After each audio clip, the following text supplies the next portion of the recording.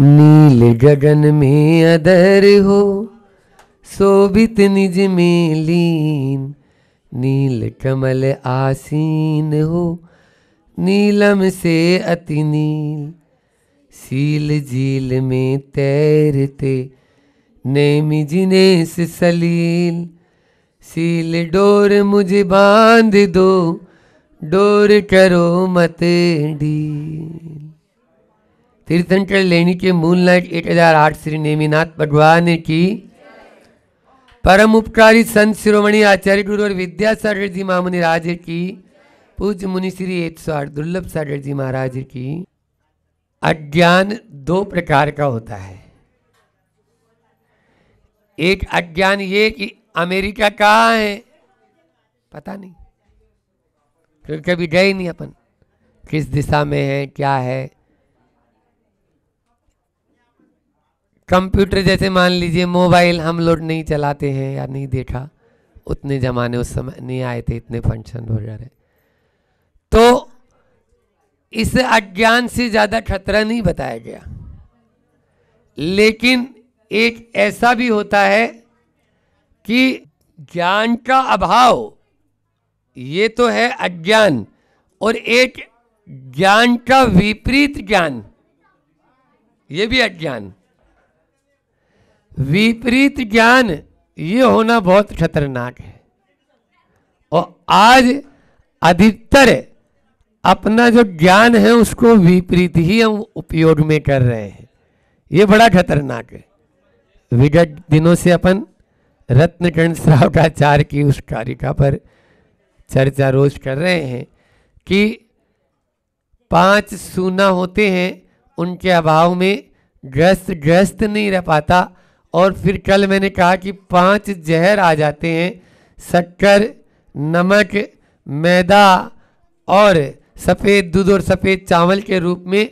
ये 5 सफ़ेद जहर आ गए। कल समय अभाव के कारण अपन ने 3 तो ले लिए थे, लेकिन दूध तक आकर अटक गई थी गाड़ी।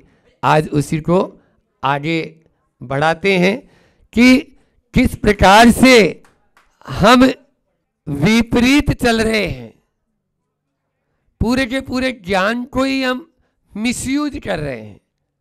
उस मिसयूज के द्वारा अपना भी अहित करते हैं और सामने वाले दूसरों लोगों का भी अहित हो रहा है।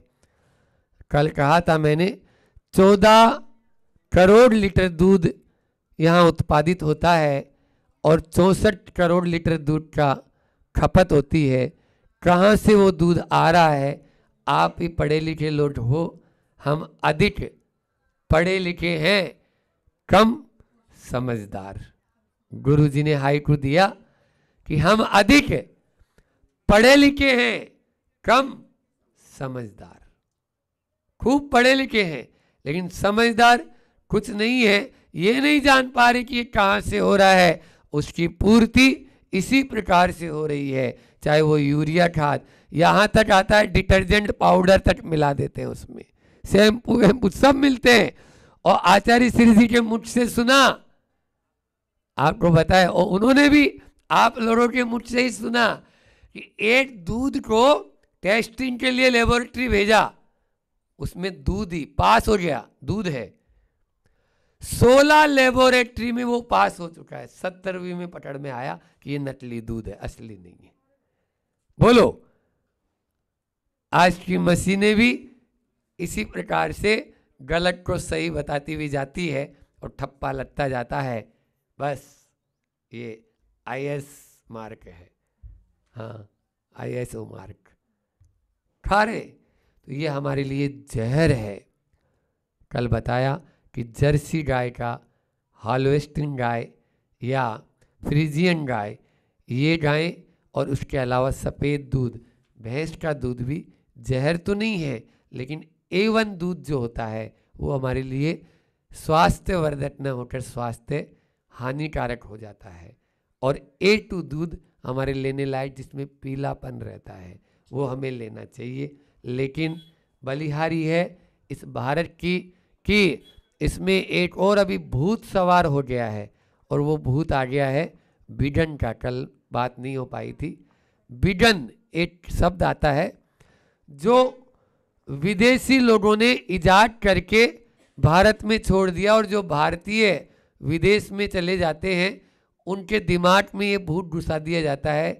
क्यों घुसा दिया जाता है? रात में मेरा चिंतन दौड़ा कि ये इसलिए घुसाया गया है कि भारत में दूध पीने वाले बंद हो जाएं और वहां के सारे पशु कटे, और कटने के लिए जब स्लॉटरिंग हाउस जाएंगे तो हमारे पास मांस आता रहेगा। ये उनकी योजना है, ये उनकी अंदर में थिंक है। आप देखो कोरोना के अंदर भी ऐसे ही केवल उत्पाद दवाइयों के लिए या उसके लिए जितने भी मास्क वाले थे, इन सब की अब पोल खुल रही है। अब पोल खुल के क्या हो जाएगा? अरबों करोड़ों रुपए करोड़ों अरबों रुपए कमा लिए कमाने वालों ने एक बीमारी केवल मात्र इजाद की। इसी प्रकार से ये विघटन, दूध का निकालने का तरीका गलत हो सकता है, गाय को पालन करने का तरीका गलत हो सकता है, मैं मानता हूं ये सब, ठीक है ना। लेकिन आप दूध को मांसाहार की कैटेगरी में ले जाएंगे तो मैं कदापि भी नहीं मानने दूंगा। आचार्य श्री जी का एक संस्मरण बना के सुना के अपनी बात को आगे बढ़ाऊंगा कि आचार्य श्री जी रुआ बांधा में थे, हम लोग पूरा संघ विराजमान था। रुआ बांधा में पंच कल्याण की तैयारियां चल रही थी। पंच कल्याण शायद दूसरे तीसरे दिन से शुरू होने वाला था। उसके 2 दिन पहले एक युवक आया, एक विदेश से पढ़कर, मैं गेट पे ही बैठा था।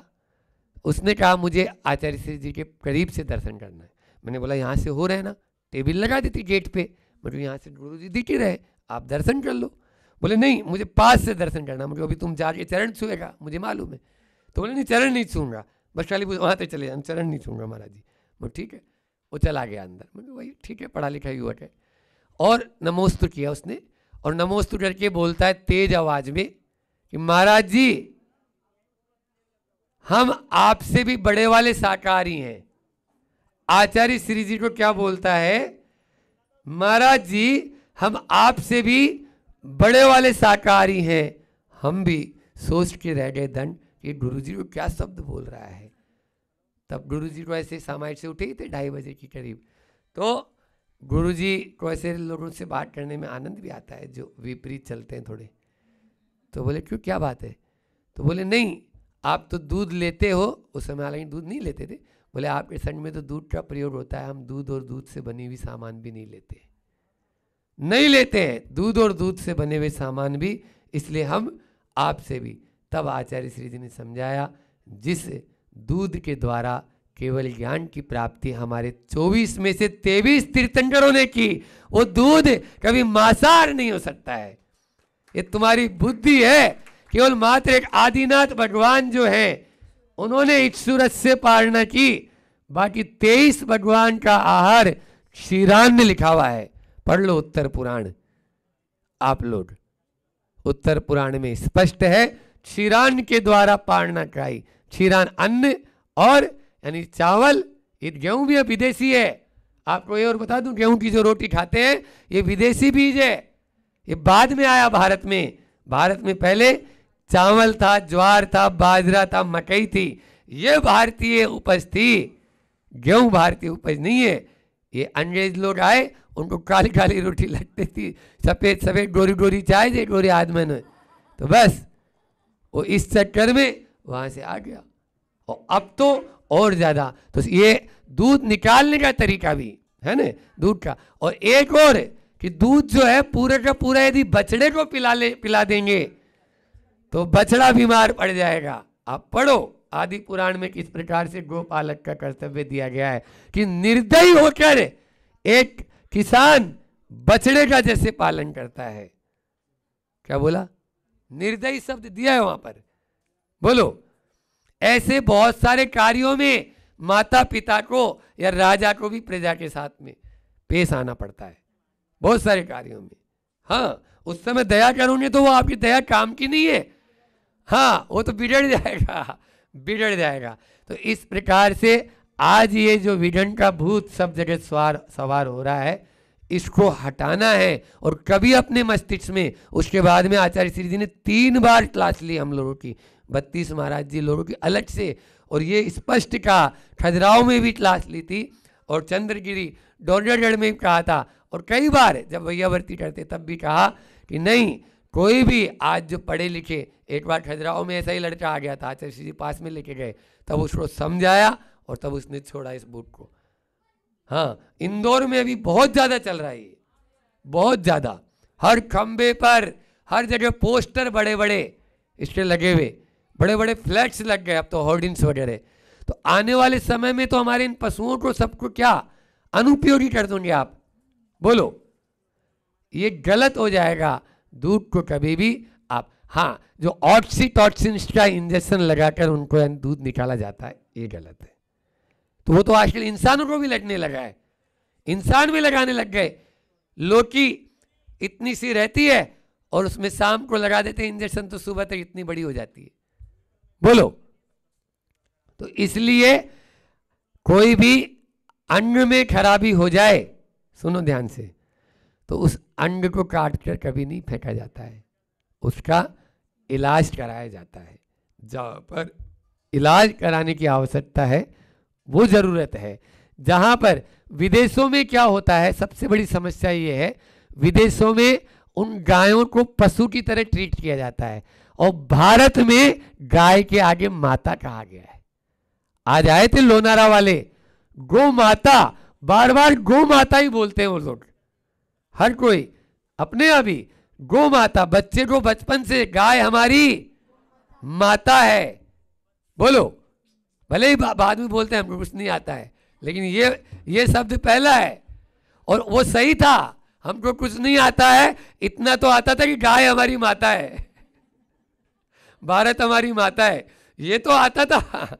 अब वो उसी को खा रहा है, उसी को ही निकल रहा है। आपको बताएं, अपने जैन आगम में भी और अन्य पुराणों में भी गौ माता के माध्यम से, जैसे अपने यहाँ बताया गया, सोर सुतक, मतलब उसको घर का प्राणी मेंबर माना गया ना, उसको घर का मेंबर मानते हैं, बोलो? और ये पालतू पशु है, पालतू पशु, चाहे बकरी हो, चाहे गाय हो, चाहे भैंस हो, है ना, ये जितने भी भेड़ वगैरह भी पालने वाले पालते हैं, तो ये पालतू पशु हैं, और इन पालतू पशुओं के दूध का उपयोग किया जाता है। यहाँ पर तो हजारों वर्ष पहले कहा, परो पिटाराई दुहंती गावे, परो पिटाराई वहंती नद्ये, परो पिटाराई फलंती वृक्षा, परो पिटाराई विचरंती साधवः।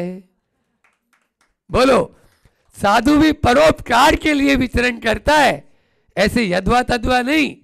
हाँ, जिससे लाखों लोगों का भला हो जाए, जैसे ये नदी बह रही है ऐसे बहता है साधु, एक जगह नहीं कि हाँ वो तो चलता रहता है, चलता रहता है, जो लाभ ले ले उतना ले ले उससे। तो इस प्रकार से तो परोपकार आए, ऐसे ही वृक्ष, वृक्ष के फल देते हैं, बोलो? अब नदी का पानी मत लो, यदि ऐसा कहना शुरू कर देंगे आने वाले समय में तो क्या होगा? पेड़ का फल मत खाओ, ये आने वाले समय में होने वाला है।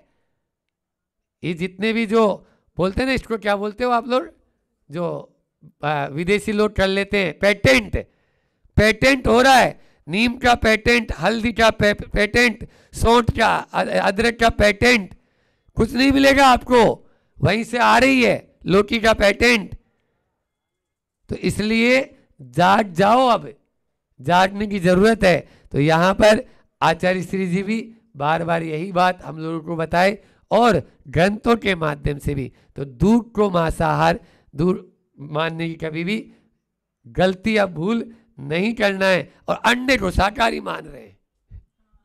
एक और है, अंडे को शाकाहारी और दूध को मांसाहारी, ये और है, यानी भूति हो जाएगा नहीं, ये तो बड़ा ही पेड़ पे लटकने लगा तो क्या अंडा शाकाहारी हो जाएगा क्या? आलू, अभी जब हम आ रहे थे तो लड़के लोग बोले, महाराज जी अब तो आलू जो है पेड़ पे लटकता है, तो अब तो उसको खाना चाहिए और आप लोगों को भी लेना चाहिए, क्योंकि वो तो अब जमीकंद में तो नहीं आएगा ने। बोलो, इसकी नस्ल कहाँ से आई, बीज कहाँ से आया, ये कैसे बना? बोलो, वहीं से आया ने। तो जब बीज वही है तो फल तुम कहीं लटका लो उसको। अब ये तो आजकल फ्रीजर वगैरह बना के ग्रीन हाउस, तो ये चर्चा है ये 5 जहर के साथ में, तो बता दूं आपको कि ग्रीन हाउस में, ग्रीन हाउस जो होते हैं ना, ग्रीन हाउस का मतलब होता है जैसे जो खेती के लिए एक ऐसा तंबू जैसा बनाया जाता है।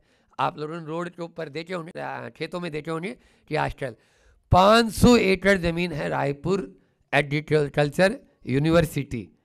रायपुर में एग्रीकल्चर यूनिवर्सिटी में आचार्य श्री जी हम गए थे, 3-4 महाराज और गए थे, शंभो साठे जी महाराज और।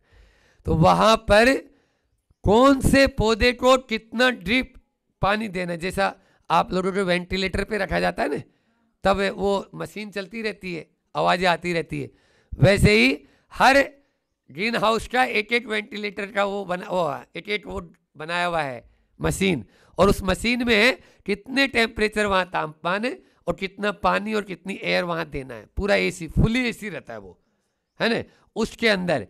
और वहाँ पर गुरुजी को ले गए, पत्रकार भी साथ में थे 1-2 उनमें से, तो प्रियेश वगैरह, तो वो गए और फूल के 1 एकड़ उसमें लगा हुआ था, फूल ही फूल थे। एक फूल आचार्य श्री जी चरणों में चढ़ाया भी और बताया कि महाराज जी इनसे 1 लाख रुपए महीने से भी ऊपर की इनकम होती है इतने से फूलों से। तब आचार्य श्री जी बोले खुशबू तो आ ही नहीं रही है, फूल तो है लेकिन खुशबू तो आ ही नहीं रही थी। वो पत्रकार को मैंने रोका कि ये लिखना नहीं है तुम्हें, नहीं तो तुम गुरु जी के नाम से छाप दे दो, कल पूरे में बवंडर हो जाएगा। ये मिर्ची, शिमला मिर्ची 1 किलो में 2 या 3 चढ़ेगी, पीले रंग की, बिल्कुल येलो पीले रंग की, इतनी बड़ी बड़ी, ठीक है ना, ये बिल्कुल अपने आंखों से देखी है, इतनी बड़ी बड़ी मिर्ची तोड़ के बताई, न उसमें स्वाद है न उसमें गंध है, शिमला मिर्ची का कुछ भी नहीं है उसमें, नथिंग एल्स, और फिर भी उसको शिमला मिर्ची कह रहे हैं। अब बोलो ये जहर है या नहीं है? जो उसको खाएगा उसके भी ड्रिप लगेगी। क्यों? क्योंकि उसमें ड्रिप से पानी दिया जा रहा है ना, आजकल तो पूरे खेतों में यही हो रहा है। और फिर एक और दिमाग से, आप लोग अधिक पढ़े लिखे हो, इतना तो दिमाग दौड़ा लो, मेरी मुनि महाराज जी बोल रहे हैं कि आप लोग तो खा लोगे मान लीजिए पैसा देके, और वो लोग बेच भी देंगे, अच्छा पैसा विदेशों में भेज देंगे या यहाँ भारत में, लेकिन जो पशु पक्षी है वो कहाँ जाएंगे? बोलो, जवाब दो। आपने तो उनका निवाला ही छीन लिया, उनका निवाला ही छीन लिया।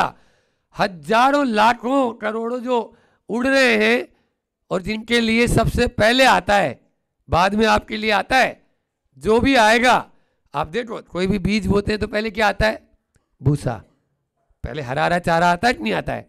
उसमें धान तो बाद में आता है।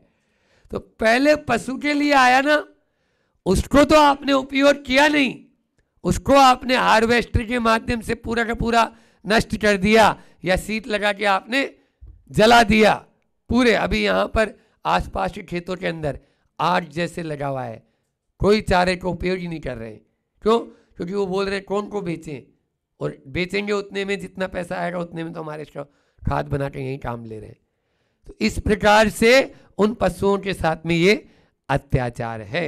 इसलिए यदि भोजन में आप इन चीज़ों का ध्यान नहीं रखेंगे तो ये हमारे जहर का काम करेंगे। इसी प्रकार से अंतिम एक और रह गया था, सफ़ेद पॉलिश चावल, बल्कि आजकल तो चाइना के चावल आने लगे, प्लास्टिक के चावल जैसे।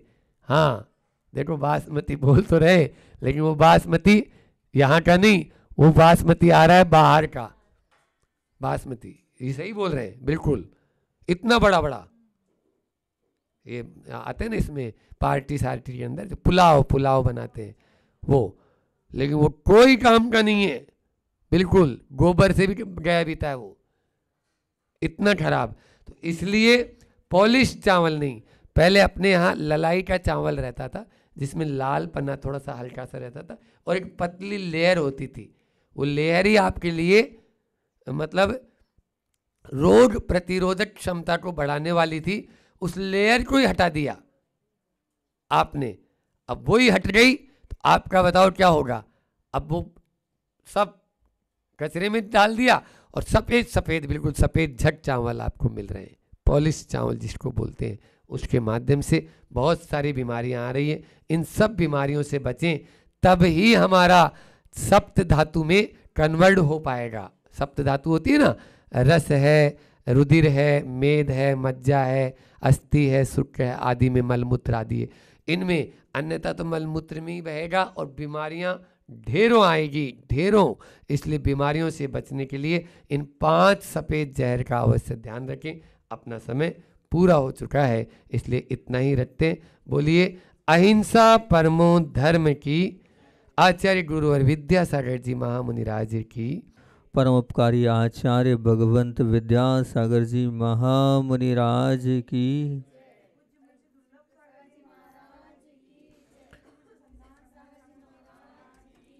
अपनी चर्चा चल रही थी care of the time, care of the relation, care of the character, इस पे चर्चा चल रही थी। और कल आप लोगों से बात कही थी हमने केयर ऑफ द रिलेशन पर।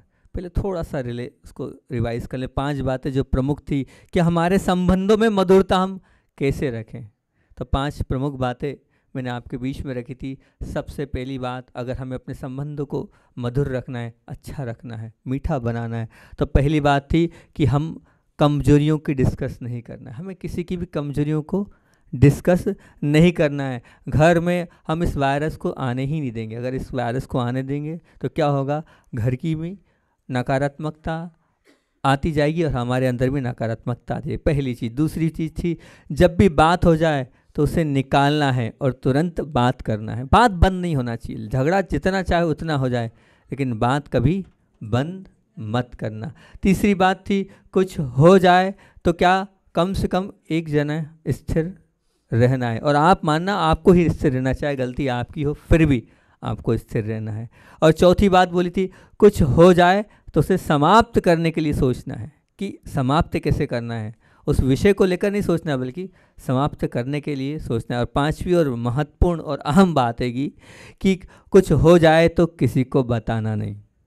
कुछ हो जाए तो किसी को बताना नहीं। अगर हम बताते जाते हैं तो वो क्या होता चला जाता है, और लंबा खिंचता चला जाता है और दरारें बढ़ती चली जाती। ये संबंधों में अपन ने बात करी थी केयर ऑफ द रिलेशन पर। और फिर बात करी थी अपन ने केयर ऑफ द कैरेक्टर। तो कैरेक्टर पर मैंने आप लोगों से एक उदाहरण दिया था कि वो जो गुब्बारा है, लाल है, काला है, नीला है, पीला है, हरा है, उस गुब्बारे में भरी हवा है और उस हवा के माध्यम से वो ऊपर की ओर की यात्रा कर रहा है। तो हमने आप लोगों से यही कहा था कि दुनिया तुम्हें जिस रूप में पहचान रही है वो तुम्हारी इज्जत है। दुनिया तुम्हें जिस रूप में पहचान रही है वो तुम्हारी इज्जत है। और अंतरंग तुम्हें जिस रूप में पहचान रहा है वो तुम्हारा चारित्र है। वो तुम्हारा क्या है, चारित्र है। तो वो जो गुब्बारा है वो हरा है, लाल है, नीला है, पीला है, वो ऊपर गया है तो किसके माध्यम से गया है, वो अंदर भरी हवा के कारण। वो जो अंदर हवा थी उसके कारण ऊपर की ऊर्ध्व यात्रा करा। आपको भी अगर ऊर्ध्व यात्रा करना है, वो जो अंदर बैठा चारित्र है वो आप ही जानते, वो निर्मल होगा तभी आप ऊर्ध्व यात्रा कर सकते हो, तभी आप ऊर्ध्व यात्रा कर सकते हो। वो हवा चारित्र रूपी आपके अंदर होगी तो ही ऊपर की यात्रा कर सकते हो। और दूसरी बात उसमें कल हमने बोली थी, पेंसिल का वो उदाहरण दिया था कि पेंसिल का वो कैसी, वो पेंसिल क्यों सुंदर, वो उसकी सुंदरता से महत्वपूर्ण नहीं है, वो उसके हाइट से महत्वपूर्ण नहीं है, वो किससे महत्वपूर्ण है, तो वो उसके अंदर जो बैठी, जो पेंसिल के बीच में जो बैठी हुई है ना, उससे उसकी कीमत है, उससे उसका सब कुछ महत्व है। वो नहीं तो कुछ नहीं। इसलिए अगर आपके अंदर चारित्र नहीं तो कुछ नहीं। वो पेंसिल कह रही है कि मेरी कीमत मेरे अंदर उस सत्तत्व में है, तो बस वो ये कह रही है कि आपकी कीमत भी जब ही होगी जब आप चारित्र का पालन कर रहे हो, तो ही आपकी वो कीमत बरकरार रहेगी, अन्यथा नहीं रहेगी। ऐसे अपन ने कल चर्चा करी थी केयर ऑफ द कैरेक्टर। और फिर उसके बाद अब चर्चा करना है अपने को केयर ऑफ द खुद का, स्वयं का रिलैक्सेशन, सुख। आज सुख के पीछे सब पूरी दुनिया भाग रही है। किसी से भी पूछो तो ये बात बोलता है। जैसे उस दिन हमने पूछा था प्रश्न कि आपकी लाइफ का क्या है, तो किसी ने जवाब दिया था महेंद्र जी ने, उन्होंने कहा सच्चा सुख चाहिए, किसी ने कहा समाधि चाहिए, किसी ने कुछ कहा, किसी ने कुछ कहा, अलग अलग बातें कही थी। मतलब हर व्यक्ति सुख चाहता है। हाँ, हर बैठा हुआ जितने आप लोगों सभी को, हाँ महाराज जी सुख तो चाहिए, सुख के लिए तो जी रहे हैं, सुख चाहिए, बहुत अच्छी बात है। सुख को मैं 2 भागों में विभाजित करता हूँ। आपको सुख चाहिए, बिल्कुल सुख मिलेगा, लेकिन सुख जब मिलेगा जब सुख के बीज बोओगे। पेड़ जब होगा जब आप बीज बोओगे तभी तो उगेगा ना। अब बीज ही नहीं बोओगे तो बताओ कैसे फसल होगी, कैसे फल मिलेंगे। अगर सुख रूपी आपको फल चाहिए तो पहले बीज बोना पड़ेगा। तो बीज दो प्रकार से आपके सामने रखूंगा, एक रखूंगा बाहरी रूप से और एक रखूंगा आगम के अनुसार से, दोनों तरफ से, क्योंकि यहाँ आगम को चाहने वाले भी बैठे हैं, उनको आगम की बात सुनना है। तो आगम से भी सुख कैसे मिलता है उसको भी मैं डिटेल करूंगा, और बाहर से सुख कैसे मिलता है उसको भी मैं करूंगा, है ना। समय का ध्यान रखना अपने को। तो सबसे पहली बात तो अपन बाहरी रूप से बात करते हैं। वो बाहरी रूप से 5 प्रकार से आपके सामने मैं रख रहा हूँ। ये 5 प्रकार से अगर आप अपने जीवन को आप संयमित रख सकते हैं तो सुखी हो सकते हैं। पहला है स्वास्थ्य, दूसरा है समाधि, तीसरा है संतोष, चौथा है सद्बुद्धि और पांचवा है संवेदनशीलता। तो क्या है, इनको अपन पहले समझते हैं। सबसे पहली चीज़ है स्वास्थ्य।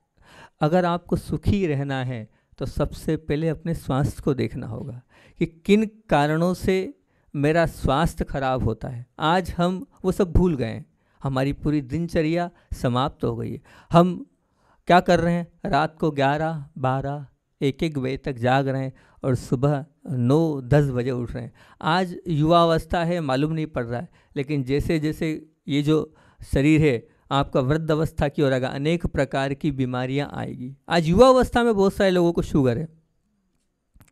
अब वो शुगर बोले 800-900 तक की शुगर है युवा अवस्था में, अनेक प्रकार की बीमारियां हैं। उसका हेतु अगर पकड़ें तो सिर्फ आपकी दिनचर्या, आपने स्वास्थ्य को ध्यान नहीं दे रहे हैं। और दूसरी बात ये, अगर हमारा स्वास्थ्य खराब है तो लोग दवाई तो ले रहे हैं, औषधि तो बहुत ले रहे हैं, लेकिन वो ये नहीं देख रहे हैं, उसका मूल कारण नहीं देख रहे हैं कि ये हुआ किससे है। हमारा खान पान विशेष तौर से बिगड़ा है, इसलिए हुआ है। हम औषधि तो खूब लेते जा रहे हैं, लेकिन जिन चीज़ों को हमें परहेज करना चाहिए वो नहीं कर रहे हैं, तो स्वास्थ्य कैसे ठीक होगा। और जब स्वस्थ ही नहीं रह पाएंगे तो हम सुखी कैसे रह पाएंगे। सबसे पहले अगर सुखी काया होगी, सुखी शरीर हो, मतलब सुखी रहना है तो स्वस्थ काया को रखना पड़ेगा। आप जितना अपने स्वास्थ्य का ध्यान रखेंगे उतना आप सुखी होते चले जाएंगे। लेकिन हम वो तो नहीं, और दूसरे कारणों में हम सुविधाओं में पड़ते जा रहे हैं, और वो सुविधाएं दुविधा का कारण बन रही है। बार बार कल परसों महाराज जी ने कहा था, जितने जितने आप सुविधा में आते जा रहे हैं उतने उतने बीमार होते जा रहे हैं। क्यों? क्योंकि अभी डॉक्टर के पास जाएंगे तो डॉक्टर आपसे कहेगा कि भैया सुबह आपको उठ के क्या करना पड़ेगा, वॉकिंग पे जाना पड़ेगा, मॉर्निंग वॉक करना पड़ेगा। हमें समझ में नहीं आ रहा है, आप मॉर्निंग वॉक कर रहे हो काय के लिए? क्योंकि शरीर अब मेहनत नहीं कर रहा है। अब मेहनत कराना है तो आप मेहनत के काम बंद क्यों कर रहे हो? आप क्यों गाड़ी के आदी हो रहे हो? क्योंकि आपकी लाइफ इतनी है, ऐसी बिजी है कि बहुत कम समय में बहुत कुछ करना है। और बहुत कुछ करने के चक्कर में वो आपका स्वास्थ्य खराब होते चला जा रहा है। आप अपने स्वास्थ्य को खराब करते चले जा रहे हो। आपको आदत लग गई है एसी की, बिल्कुल। अब वो एसी जब नहीं मिलता है तो शरीर प्रतिकूल हो जाता है और अपने आप में वो अनेक प्रकारों का बीमारी का घर बन जाता है। तो ये जब वो डॉक्टर बोल रहा है मॉर्निंग वॉक करो, समझो ना आप, आज घर से सब कुछ चला गया, वो चक्की चले गई, वो पानी खींचना चला गया, वो सब कुछ चला गया, वो गया, समाप्त।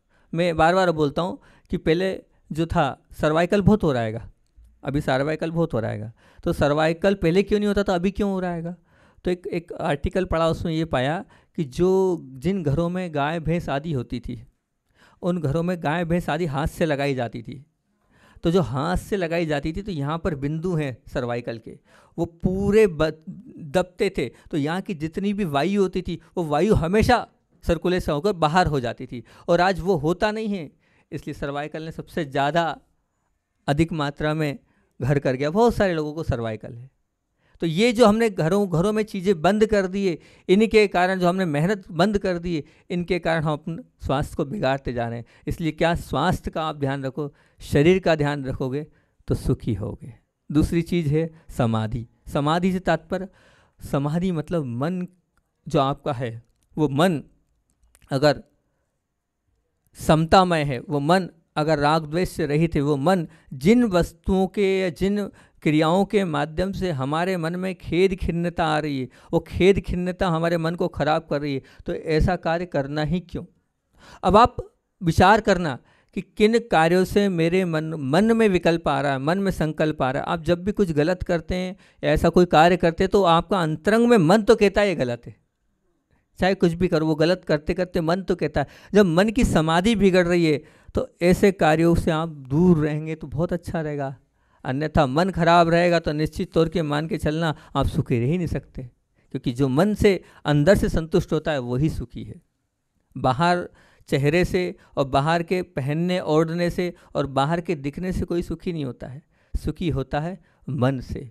इसलिए मन कहाँ संतुष्ट होता है, और मन वहीं संतुष्ट होगा जो समीचीन और जो सत्य होगा। अपने जीवन को आप समीचीन बनाना चाहते हो, समाधिमय इस मन को रखो, समतामय मन को रखोगे तो निश्चित तौर से आप ये मान के चलना आप सुखी हो जाओगे। तीसरी बात है संतोषी, क्योंकि जो जितना संतोषी होगा वो उतना सुखी होगा। ये परफेक्ट बात मान के चलना। जिसका जीवन जितना भी निराकुलता, जिसकी नहीं मुझे कोई ज़्यादा चाह नहीं है, इतना आए उतना आए, बस जो आ गया उसको मैं मानता हूँ सब कुछ है। प्राप्त को जो पर्याप्त मानता है वो ही मैं मान के चलना सुखी है, और जो प्राप्त को पर्याप्त नहीं मानता है और लगे रहता है वो कभी भी ना सुखी हुआ है और न कभी सुखी होगा।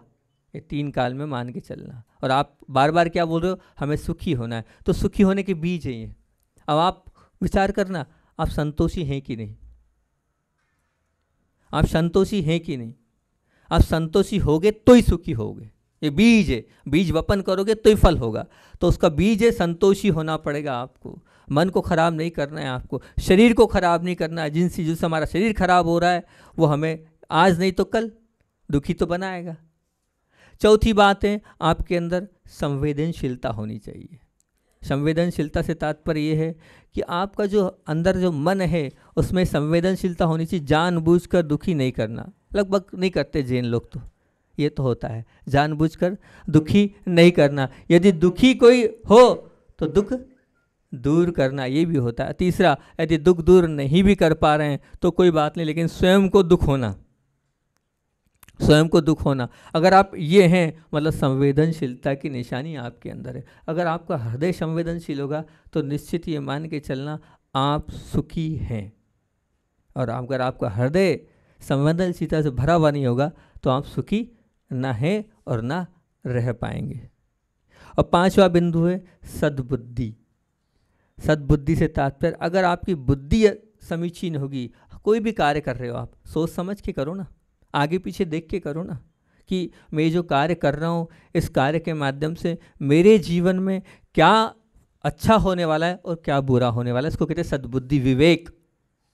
तो हर कार्य के पहले अगर हम बुद्धि लगा के कार्य करेंगे, विचार करके करेंगे, सोच करके करेंगे, उस मानसिकता को बना के करेंगे कि इसका ये फ़ायदा है, तो निश्चित ये मान के चलना आपका वो जो कार्य किया हुआ है वो सुख प्रदान करेगा। लेकिन आज देखा मैंने बहुत सारे लोग हैं जो कार्य तो कर रहे हैं लेकिन कार्य करने के लिए चाहिए सब कुछ और है कुवत नहीं, और आचार्य जी बार बार बोलते हैं, और लेते क्या हैं, लोन, किस्त बोलते हैं ना, किस्त से ले रहे हैं। और जब वो किस्त नहीं चुकती है तो फिर वो क्या होता है, विकल्प होता है, संकल्प होता है और टेंशन होती है, फिर दुखी होते हैं।